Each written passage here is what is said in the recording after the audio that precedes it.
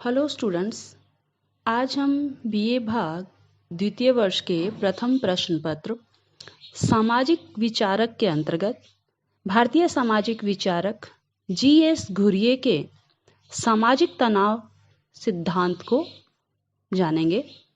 गोविंद सदाशिव घुरिये की भारत में सामाजिक तनाव पर पुस्तक सोशल टेंशन इन इंडिया सन 1968 में प्रकाशित हुई। इस पुस्तक में कुल 14 अध्याय हैं। इन अध्यायों में तनाव, संघर्ष और एकीकरण का भारतीय संदर्भ में विवेचन किया गया है। घुरिये के अनुसार तनाव सामाजिक जीवन की सार्वभौमिक घटना है। हंस मोरगेथ्यू का कहना है कि तनाव घरेलू एवं अंतर्राष्ट्रीय दोनों स्तरों पर देखा जा सकता है। तनाव संघर्ष का सूचक तथा परिणाम है। तनाव खुले संघर्ष की पूर्व स्थिति है जिसमें हिंसा, गाली गलौज, अपशब्द, उग्र दलीलों आदि के बाद शत्रुता, विरोध, तोड़फोड़, असहयोग अथवा मात्र चिड़चिड़ापन पाया जाता है। समाजशास्त्र में विगत वर्षों में ही तनाव की अवधारणा पर ध्यान दिया जाने लगा है। R.M. मैकीवर ने समाजशास्त्र की पुस्तक सोसाइटी में सजातीय और प्रजातीय समूहों की चर्चा करते समय अंतर समूह तनाव पर प्रकाश डाला। आपका कहना है कि समूहों में परस्पर उच्च स्तर का पूर्वाग्रह, तनाव और भेदभाव मिलता है। घुरिये ने इन अवधारणाओं के इतिहास पर प्रकाश डालते हुए लिखा है कि भारत में 1860 से 1910 की अवधि में तनाव और उच्च तनाव को समाज के कुछ वर्गों में देखा जा सकता है। सामाजिक सुधार और सामाजिक परिवर्तन इसके वास्तविक उदाहरण हैं।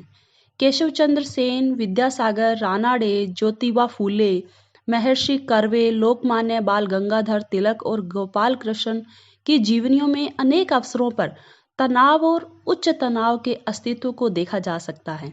घुरिये ने तनाव की अवधारणा के संक्षिप्त इतिहास के बाद इसकी तथा अन्य संबंधित अवधारणाओं की परिभाषाओं की विवेचना की है, जिसके अंतर्गत हम घुरिये द्वारा इन अवधारणाओं की दी गई परिभाषाओं के बारे में यहाँ संक्षिप्त में जानेंगे। घुरिये ने तनाव, सामाजिक तनाव, संघर्ष आदि परिभाषाओं की विवेचना की है, जिसके अंतर्गत सबसे पहले जानेंगे सामाजिक तनाव क्या है। तनाव शब्द मूलतः शरीर विज्ञान और मनोविज्ञान की एक प्रमुख अवधारणा है। तनाव जैविक प्राणियों का एक विशिष्ट गुण है। शरीर विज्ञान में तनाव से तात्पर्य उस दबाव से है जो स्नायु की सिकुड़न से उत्पन्न होता है तथा जिसके फलस्वरूप मांसपेशियों एवं पुट्ठों आदि में खिंचाव आ जाता है। मनोविज्ञान के संदर्भ में व्यक्तित्व में दबाव की एक ऐसी स्थिति को तनाव कहते हैं जिसकी उत्पत्ति विपरीत प्रेरकों के फलस्वरूप होती है। जब कभी कोई आवश्यकता जागृत होती है तब व्यक्ति के आंतरिक क्षेत्र में तनाव उत्पन्न हो जाता है और उद्देश्य की प्राप्ति के बाद तनाव मिट जाता है। तनाव और संघर्ष में अंतर है। तनाव एक मन स्थिति है जबकि संघर्ष तनाव की बाह्य अभिव्यक्ति है। तनाव अंतर्विरोध की स्थिति को प्रकट करता है।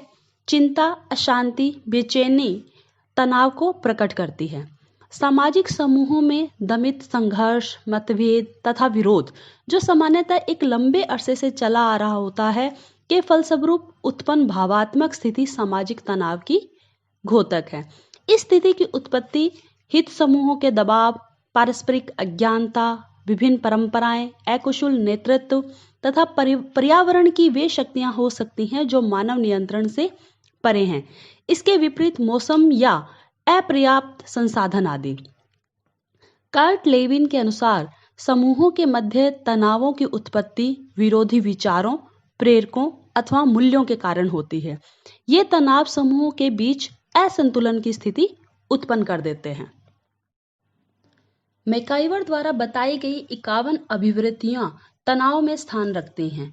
आपके अनुसार तनाव बुद्धि की एक अवस्था है जो समूह अथवा समूह के एक सदस्य को अलग थलग कर देती है और जो तनाव या अप्रियता का कारण है तथा एक व्यवहार के प्रतिमान को पैदा करता है।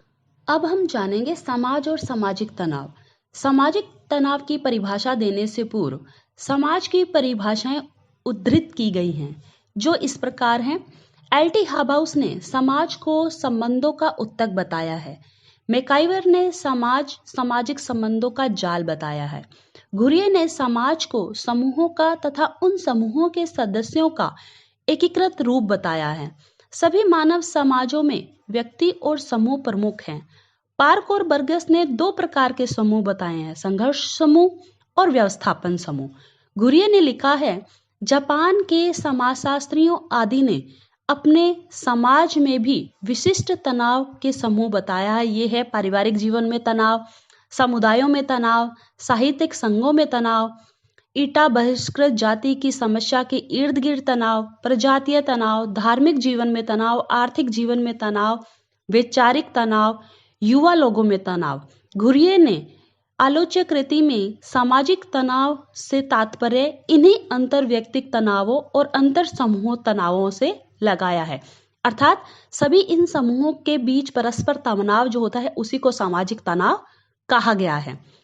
अब हम बात करेंगे संघर्ष की। घुरिये ने संघर्ष की अवधारणा के इतिहास पर प्रकाश डालते हुए लिखा है कि यह अवधारणा तनाव की तरह व्यक्तिगत, अंतरव्यक्तिक और अंतर समूह घटना है। इस पर मार्गेंथु के विचार महत्वपूर्ण हैं। मार्गेंथु के अनुसार राजनीतिक दल, धार्मिक एवं प्रजातीय समूह, क्षेत्र तथा बस्तियां अपना अस्तित्व बनाए रखने के लिए आर्थिक गतिविधियों में पारस्परिक लेन देन एवं संघर्ष करती है।